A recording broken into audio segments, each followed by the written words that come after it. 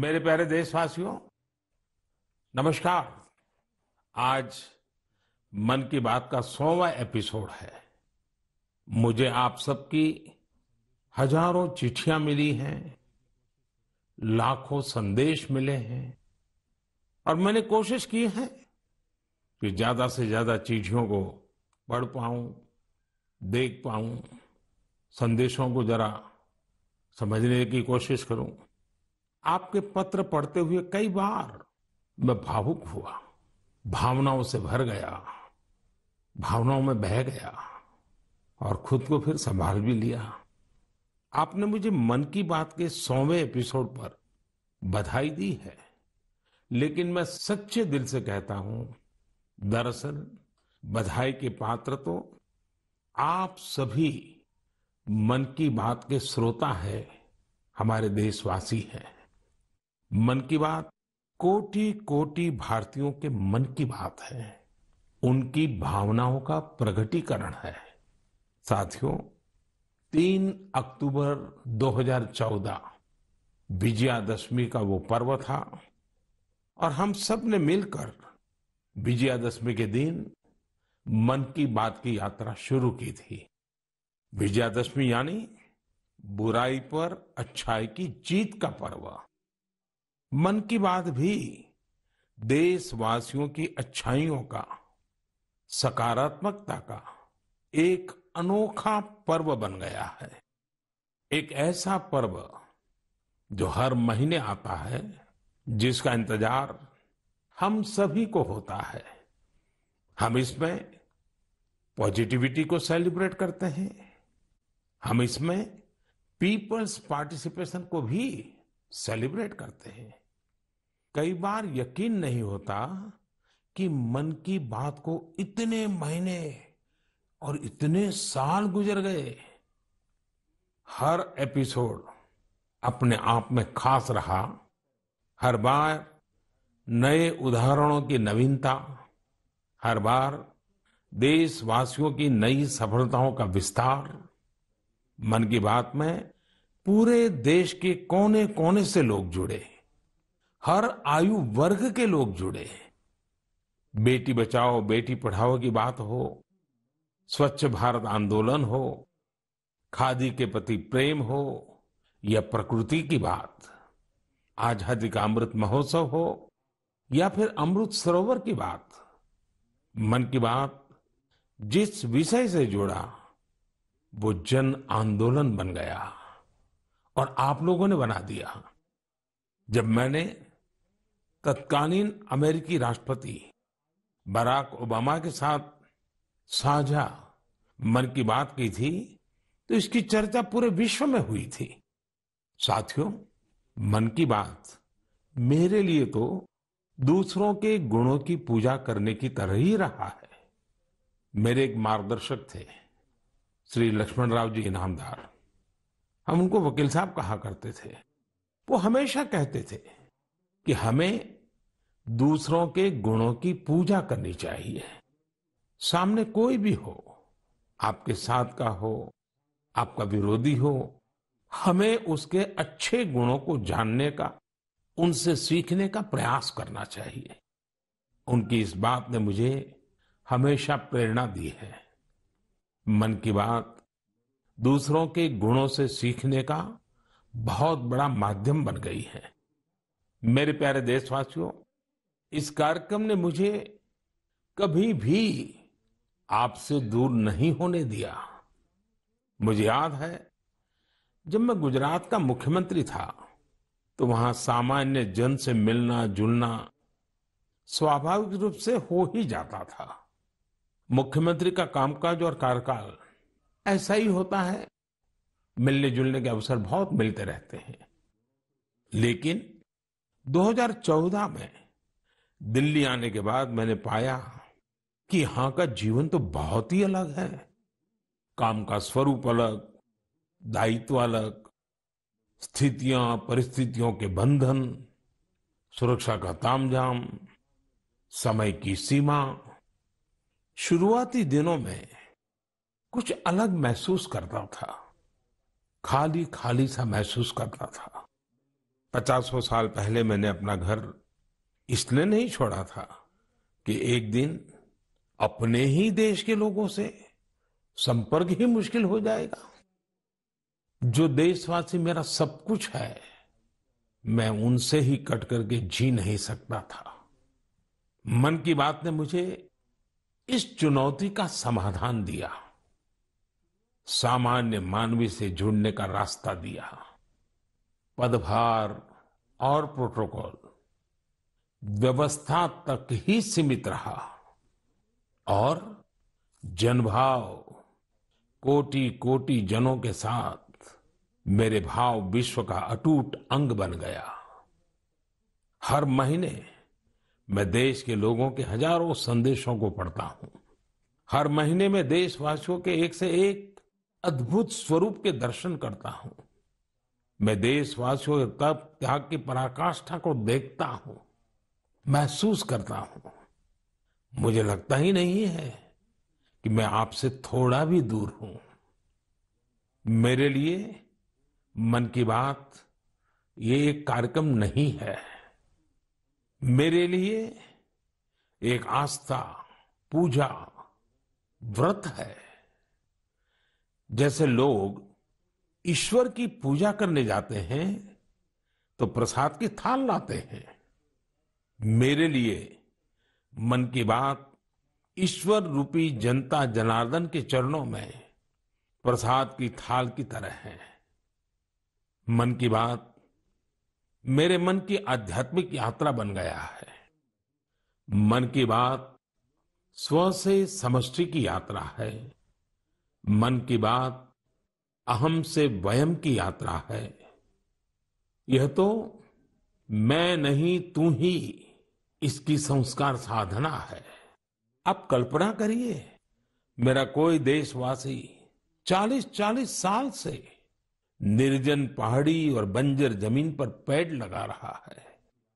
कितने ही लोग 30-30 साल से जल संरक्षण के लिए बावड़ियां और तालाब बना रहे हैं, उसकी साफ सफाई कर रहे हैं।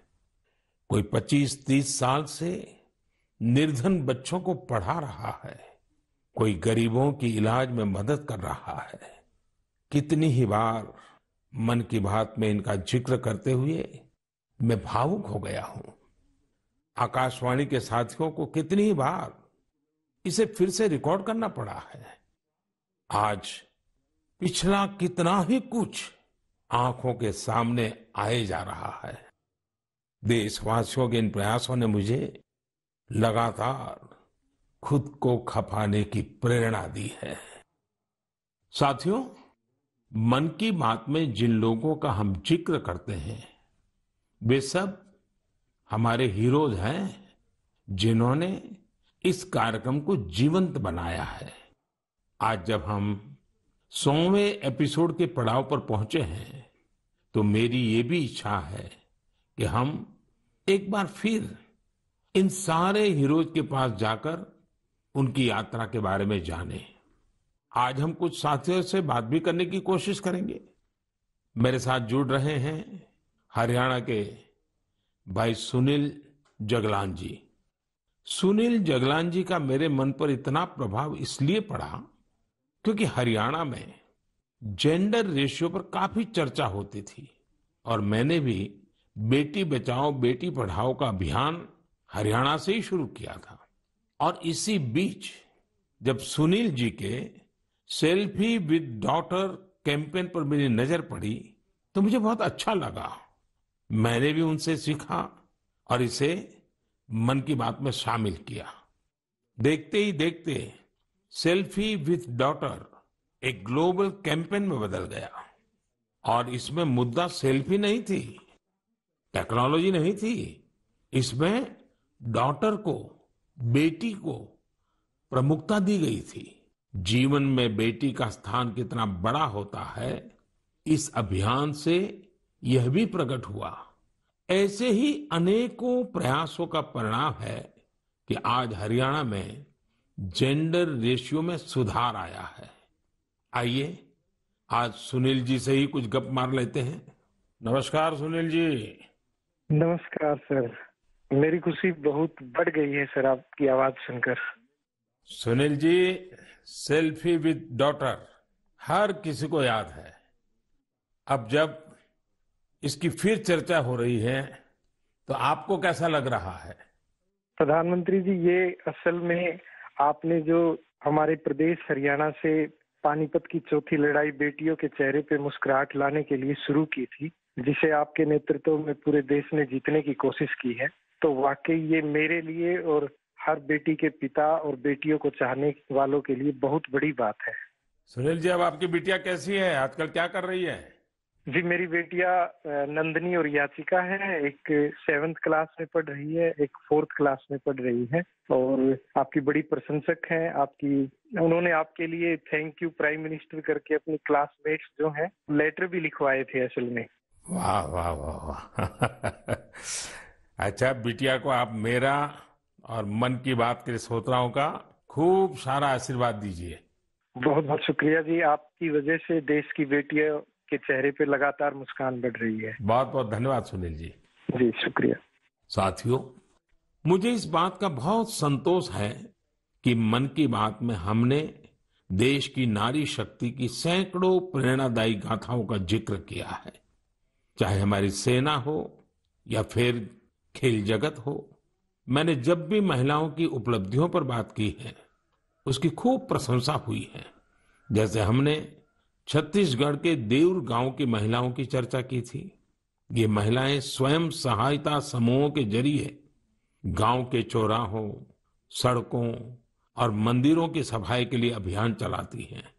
ऐसे ही तमिलनाडु की वो आदिवासी महिलाएं जिन्होंने हजारों इको फ्रेंडली टेराकोटा कप्स निर्यात किए, उनसे भी देश ने खूब प्रेरणा ली। तमिलनाडु में ही 20,000 महिलाओं ने साथ आकर वेल्लोर में नाग नदी को पुनर्जीवित किया था। ऐसे कितने ही अभियानों को हमारी नारी शक्ति ने नेतृत्व दिया है और मन की बात उनके प्रयासों को सामने लाने का मंच बना है।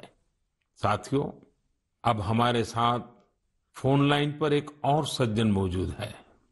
इनका नाम है मंजूर अहमद। मन की बात में जम्मू कश्मीर की पेंसिल स्लेट्स के बारे में बताते हुए मंजूर अहमद जी का जिक्र हुआ था। मंजूर जी, कैसे हैं आप? थैंक यू सर, बड़े अच्छे से है सर। मन की बात के इस 100वें एपिसोड में आपसे बात करके मुझे बहुत अच्छा लग रहा है। Thank you sir. अच्छा, ये पेंसिल स्लेट्स वाला काम कैसा चल रहा है? बहुत अच्छे से चल रहे हैं सर, बहुत अच्छे से। जब से सर आपने हमारी बात मन की बात में कही सर, तब से बहुत काम बढ़ गया सर, और दूसरों को भी रोजगार यहाँ बहुत बड़ा है इस काम में। कितने लोगों को अब रोजगार मिलता होगा?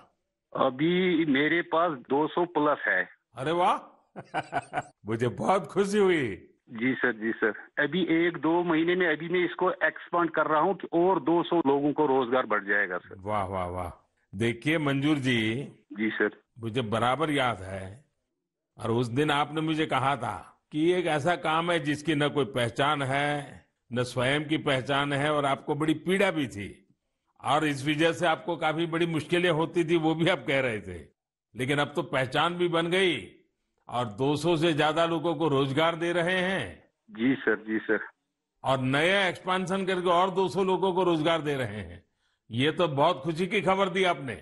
एवं सर, यहाँ पे जो फार्मर है सर, उनका भी बहुत बड़ा इसमें फायदा मिला सर। तब से 2000 का ट्री बेचते थे, अभी वही ट्री 5000 तक पहुंच गया सर। इतनी डिमांड बढ़ गई सर इसमें तब से, और अपनी पहचान भी बन गई। इसमें बहुत से आर्डर है अपने पास सर। अभी मैं आगे 1-2 महीने में और एक्सपेंड करके और 200-250 2-4 गाँव में जितने भी लड़के लड़की हैं इसमें एडजस्ट हो सकता है, उनका भी रोजी रोटी चल सकता है सर। देखिए मंजूर जी, वोकल फॉर लोकल की ताकत कितनी जबरदस्त है, आपने धरती पर उतार के दिखा दिया है। जी सर, जी सर। मेरी तरफ से आपको और गांव के सभी किसानों को और आपके साथ काम कर रहे हैं सभी साथियों को भी मेरी तरफ से बहुत बहुत शुभकामनाएं। धन्यवाद भैया। धन्यवाद सर। साथियों, हमारे देश में ऐसे कितने ही प्रतिभाशाली लोग हैं जो अपनी मेहनत के बलबूते ही सफलता के शिखर तक पहुंचे हैं। मुझे याद है विशाखापट्टनम के वेंकट मुरली प्रसाद जी ने एक आत्मनिर्भर भारत चार्ट शेयर किया था। उन्होंने बताया था कि वो कैसे ज्यादा से ज्यादा भारतीय प्रोडक्ट्स ही इस्तेमाल करेंगे। जब बेतिया के प्रमोद जी ने एलईडी बल्ब बनाने की छोटी यूनिट लगाई, या गढ़ मुक्तेश्वर के संतोष जी ने मैट्स बनाने का काम किया, मन की बात ही उनके उत्पादों को सबके सामने लाने का माध्यम बना। हमने मेक इन इंडिया के अनेक उदाहरणों से लेकर स्पेस स्टार्टअप्स तक की चर्चा मन की बात में की है। साथियों, आपको याद होगा, कुछ एपिसोड पहले मैंने मणिपुर की बहन विजय शांति देवी जी का भी जिक्र किया था। विजय शांति जी कमल के रेशों से कपड़े बनाती हैं। मन की बात में उनके इस अनोखे इको फ्रेंडली आइडिया की बात हुई तो उनका काम और पॉपुलर हो गया। आज विजय शांति जी फोन पर हमारे साथ हैं। नमस्ते Vijay Shanti ji, how are you? Sir, I am fine. And how is your work going on? Sir, still working along with my 30 women. In such a short period, you have reached 30% team. Yes, sir. This year also more expand with 100 women in my area. So your target is 100 women. Yeah, 100 women. And now people are familiar with this lotus stem fiber? Yes, sir. Everyone know from Man Ki Baat program all over India. So now it's very popular. Yes, sir. From Prime Minister Man Ki Baat program, everyone knows about the lotus fiber. So now you got the market also. Yes, sir. I have got a market from USA also. They want to buy in bulk, in large quantities. But I want to give from this year to send the US also. So now you are exporter. Yes, sir. From this year, I export our product made in India, lotus fiber. So when I say vocal for local and now local for global. Yes, sir. I want to reach my product all over the globe of world. So congratulations and wish you best luck. Thank you, sir. Thank you. Thank you, Vijaya Shanti. Thank you, sir. साथियों, मन की बात की एक और विशेषता रही है। मन की बात के जरिए कितने ही जन आंदोलन ने जन्म भी लिया है और गति भी पकड़ी है। जैसे हमारे खिलौने, हमारी टॉय इंडस्ट्री को फिर से स्थापित करने का मिशन मन की बात से ही तो शुरू हुआ था। भारतीय नस्ल के श्वान, हमारे देशी डॉग्स, उसको लेकर जागरूकता बढ़ाने की शुरुआत भी तो मन की बात से ही की थी। हमने एक और मुहिम शुरू की थी कि हम गरीब छोटे दुकानदारों से मोलभाव नहीं करेंगे, झगड़ा नहीं करेंगे। जब हर घर तिरंगा मुहिम शुरू हुई, तब भी मन की बात ने देशवासियों को इस संकल्प से जोड़ने में खूब भूमिका निभाई। ऐसे हर उदाहरण समाज में बदलाव का कारण बने हैं। समाज को प्रेरित करने का ऐसे ही बीड़ा प्रदीप सांगवान जी ने भी उठा रखा है। मन की बात में हमने प्रदीप सांगवान जी की हीलिंग हिमालयज अभियान की चर्चा की थी। वो फोन लाइन पर हमारे साथ हैं। प्रदीप जी नमस्कार। सर जय हिंद। जय हिंद, जय हिंद भैया। कैसे हैं आप? सर बहुत बढ़िया, आपकी आवाज सुन के और भी अच्छी। आपने हिमालय को हील करने को सोची। हाँ जी सर। अभियान भी चलाया। आजकल आपका कैंपेन कैसा चल रहा है?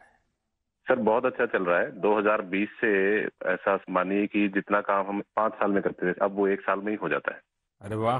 हाँ जी सर। शुरुआत बहुत नर्वस हुई थी, बहुत डर था इस बात को लेके कि जिंदगी भर ये कर पाएंगे नहीं कर पाएंगे, पर थोड़ा सपोर्ट मिला और 2020 तक हम बहुत स्ट्रगल भी कर रहे थे। ऑनेस्टली लोग बहुत कम जुड़ रहे थे, बहुत सारे ऐसे लोग थे जो कि सपोर्ट नहीं कर पा रहे थे, हमारी मुहिम को इतना तवज्जो भी नहीं दे रहे थे। बट 2020 के बाद जब मन की बात में जिक्र हुआ, उसके बाद बहुत सारी चीजें बदल गई। मतलब पहले हम साल में 6-7 क्लीनिंग ड्राइव कर पाते थे, 10 क्लीनिंग ड्राइव कर पाते थे। आज की डेट में हम डेली बेसिस पे 5 टन कचरा इकट्ठा करते हैं अलग अलग लोकेशन से। अरे वाह।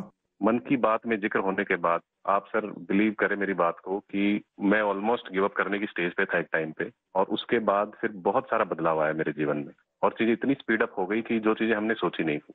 सो आई एम रियली थैंकफुल कि पता नहीं कैसे हमारे जैसे लोगों को आप ढूंढ लेते हैं, कौन इतनी दूर दराज एरिया में काम करता है, हिमालय के क्षेत्र में जाके बैठ के हम काम कर रहे हैं, सॉल्टिट्यूड पे काम कर रहे हैं, वहां पे आपने ढूंढा हमें, हमारे काम को दुनिया के सामने लेके आए। तो मेरे लिए बहुत इमोशनल मोमेंट था तब भी और आज भी कि मैं हमारे देश के जो प्रथम सेवक हैं उनसे मैं बातचीत कर पा रहा हूँ। मेरे लिए इससे बड़ी सौभाग्य की बात नहीं हो सकती। प्रदीप जी, आप तो हिमालय के चोटियों पर सच्चे अर्थ में साधना कर रहे हैं और मुझे पक्का विश्वास है अब आपका नाम सुनते ही लोगों को याद आ जाता है कि आप कैसे पहाड़ों की स्वच्छता अभियान में जुड़े हैं। हाँ जी सर। और जैसा आपने बताया कि अब तो बहुत बड़ी टीम बनती जा रही है और आप इतनी बड़ी मात्रा में डेली काम कर रहे हैं। हाँ जी सर। और मुझे पूरा विश्वास है कि आपके इन प्रयासों से, उसकी चर्चा से अब तो कितने ही पर्वतारोही स्वच्छता से जुड़े फोटो पोस्ट करने लगे हैं। हाँ जी सर, बहुत। ये अच्छी बात है। आप जैसे साथियों के प्रयास के कारण waste is also a wealth, ये लोगों के दिमाग में अब स्थिर हो रहा है और पर्यावरण की भी रक्षा हो रही है और हिमालय का जो हमारा गर्व है उसको संभालना, संवारना वो सामान्य मानवी जुड़ रहा है। प्रदीप जी, बहुत अच्छा लगा मुझे। बहुत बहुत धन्यवाद भैया। Thank you sir, thank you so much. जय हिंद। साथियों, आज देश में टूरिज्म बहुत तेजी से ग्रो कर रहा है। हमारे ये प्राकृतिक संसाधन हो, नदियां, पहाड़, तालाब या फिर हमारे तीर्थ स्थल हो, उन्हें साफ रखना बहुत जरूरी है। ये टूरिज्म इंडस्ट्री की बहुत मदद करेगा। पर्यटन में स्वच्छता के साथ साथ हमने इनक्रेडिबल इंडिया मूवमेंट की भी कई बार चर्चा की है। इस मूवमेंट से लोगों को पहली बार ऐसे कितनी जगहों के बारे में पता चला जो उनके आसपास ही थे। मैं हमेशा ही कहता हूं कि हमें विदेशों में टूरिज्म पर जाने से पहले हमारे देश के कम से कम 15 टूरिस्ट डेस्टिनेशन पर जरूर जाना चाहिए। और यह डेस्टिनेशन जिस राज्य में आप रहते हैं वहां के नहीं होने चाहिए, आपके राज्य से बाहर किसी अन्य राज्य के होने चाहिए। ऐसे ही हमने स्वच्छ सियाचिन, सिंगल यूज प्लास्टिक और ई वेस्ट जैसे गंभीर विषयों पर भी लगातार बात की है।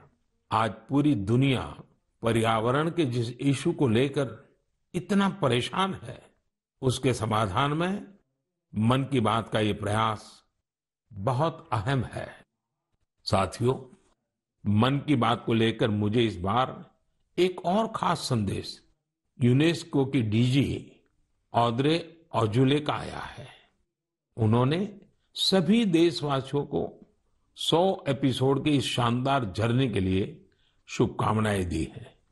साथ ही उन्होंने कुछ सवाल भी पूछे हैं। आइए पहले यूनेस्को की डीजी के मन की बात सुनते हैं। Namaste, Excellency, dear Prime Minister. On behalf of UNESCO, I thank you for this opportunity to be part of the 100th episode of the Man Ki Baat radio broadcast. UNESCO and India have a long common history. We have very strong partnerships together in all areas of our mandate: education, science, culture, and information. And I would like to take this opportunity today to talk about the importance of education. UNESCO is working with its member states to ensure that everyone in the world has access to quality education by 2030. With the largest population in the world, could you please explain the Indian way to achieving this objective? UNESCO also works to support culture and protect heritage, and India is chairing the G20 this year. World leaders will be coming to Delhi for this event. Excellency, how does India want to put culture and education at the top of the international agenda? I once again thank you for this opportunity and convey my very best wishes through you to the people of India. À bientôt. Merci beaucoup. Thank you, Excellency. I'm happy to interact with you in the 100th Man Ki Baat program. I'm also happy that you have raised the important issues of education and culture. साथियों, UNESCO की DG ने education और cultural preservation यानी शिक्षा और संस्कृति संरक्षण को लेकर भारत के प्रयासों के बारे में जानना चाहा है। ये दोनों ही विषय मन की बात के पसंदीदा विषय रहे हैं। बात शिक्षा की हो या संस्कृति, उसके संरक्षण की बात हो या संवर्धन की, भारत की यह प्राचीन परंपरा रही है। इस दिशा में आज देश जो काम कर रहा है वो वाकई बहुत सराहनीय है। नेशनल एजुकेशन पॉलिसी हो या क्षेत्रीय भाषा में पढ़ाई का विकल्प हो, एजुकेशन में टेक्नोलॉजी इंटीग्रेशन हो, आपके ऐसे अनेक प्रयास देखने को मिलेंगे। वर्षों पहले गुजरात में बेहतर शिक्षा देने और ड्रॉप आउट रेट्स को कम करने के लिए गुणोत्सव और शाला प्रवेश उत्सव जैसे कार्यक्रम जन भागीदारी की एक अद्भुत मिसाल बन गए थे। मन की बात में हमने ऐसे कितने ही लोगों के प्रयासों को हाईलाइट किया है जो निस्वार्थ भाव से शिक्षा के लिए काम कर रहे हैं। आपको याद होगा, एक बार हमने ओडिशा में ठेले पर चाय बेचने वाले स्वर्गीय डी प्रकाश राव जी के बारे में चर्चा की थी, जो गरीब बच्चों को पढ़ाने के मिशन में लगे हुए थे। झारखंड के गांवों में डिजिटल लाइब्रेरी चलाने वाले संजय कश्यप जी हो, कोविड के दौरान ई लर्निंग के जरिए कई बच्चों की मदद करने वाली हेमलता एनके जी हो, ऐसे अनेक शिक्षकों के उदाहरण हमने मन की बात में लिए हैं। हमने कल्चरल प्रिजर्वेशन के प्रयासों को भी मन की बात में लगातार जगह दी है। लक्षद्वीप का कुम्मेल ब्रदर्स चैलेंजर्स क्लब हो या कर्नाटका के क्वेमश्री जी कला चेतना जैसे मंच हो, देश के कोने कोने से लोगों ने मुझे चिट्ठी लेकर ऐसे उदाहरण भेजे। हमने उन 3 कॉम्पिटिशन्स को लेकर भी बात की थी जो देशभक्ति पर गीत, लोरी और रंगोली से जुड़े थे। आपको ध्यान होगा, एक बार हमने देश भर के स्टोरी टेलर्स से स्टोरी टेलिंग के माध्यम से शिक्षा की भारतीय विधाओं पर चर्चा की थी। मेरा अटूट विश्वास है कि सामूहिक प्रयास से बड़ा बदलाव लाया जा सकता है। इस साल हम जहां आजादी के अमृतकाल में आगे बढ़ रहे हैं, वहीं G20 की अध्यक्षता भी कर रहे हैं। यह भी एक वजह है कि एजुकेशन के साथ साथ डाइवर्स ग्लोबल कल्चर्स को समृद्ध करने के लिए हमारा संकल्प और मजबूत हुआ है। मेरे प्यारे देशवासियों, हमारे उपनिषदों का एक मंत्र सदियों से हमारे मानस को प्रेरणा देता आया है, चरैवेति चरैवेति चरैवेति, चलते रहो चलते रहो चलते रहो। आज हम इसी चरैवेति चरैवेति की भावना के साथ मन की बात का 100वां एपिसोड पूरा कर रहे हैं। भारत के सामाजिक ताने बाने को मजबूती देने में मन की बात किसी भी माला के धागे की तरह है जो हर मनके को जोड़े रखता है। हर एपिसोड में देशवासियों के सेवा और सामर्थ्य ने दूसरों को प्रेरणा दी है। इस कार्यक्रम में हर देशवासी दूसरे देशवासी की प्रेरणा बनता है। एक तरह से मन की बात का हर एपिसोड अगले एपिसोड के लिए जमीन तैयार करता है। मन की बात हमेशा सद्भावना, सेवा भावना और कर्तव्य भावना से ही आगे बढ़ा है। आजादी के अमृत काल में यही पॉजिटिविटी देश को आगे ले जाएगी, नई ऊंचाई पर ले जाएगी। और मुझे खुशी है कि मन की बात से जो शुरुआत हुई वो आज देश की नई परंपरा भी बन रही है। एक ऐसी परंपरा जिसमें हमें सबका प्रयास की भावना के दर्शन होते हैं। साथियों, मैं आज आकाशवाणी के साथियों को भी धन्यवाद दूंगा जो बहुत धैर्य के साथ इस पूरे कार्यक्रम को रिकॉर्ड करते हैं। वो ट्रांसलेटर्स जो बहुत ही कम समय में बहुत तेजी के साथ मन की बात का विभिन्न क्षेत्रीय भाषाओं में अनुवाद करते हैं, मैं उनका भी आभारी हूं। मैं दूरदर्शन के और माय गॉव के साथियों को भी धन्यवाद देता हूं। देश भर के टीवी चैनल्स, इलेक्ट्रॉनिक मीडिया के लोग जो मन की बात को बिना कॉमर्शियल ब्रेक के दिखाते हैं, उन सभी का मैं आभार व्यक्त करता हूं। और आखिरी में मैं उनका भी आभार व्यक्त करूंगा जो मन की बात की कमान संभाले हुए हैं, भारत के लोग, भारत में आस्था रखने वाले लोग। ये सब कुछ आपकी प्रेरणा और ताकत से ही संभव हो पाया है। साथियों, वैसे तो मेरे मन में आज इतना कुछ कहने को है कि समय और शब्द दोनों कम पड़ रहे हैं, लेकिन मुझे विश्वास है कि आप सब मेरे भावों को समझेंगे, मेरी भावनाओं को समझेंगे। आपके परिवार के ही एक सदस्य के रूप में मन की बात के सहारे आपके बीच में रहा हूं, आपके बीच में रहूंगा।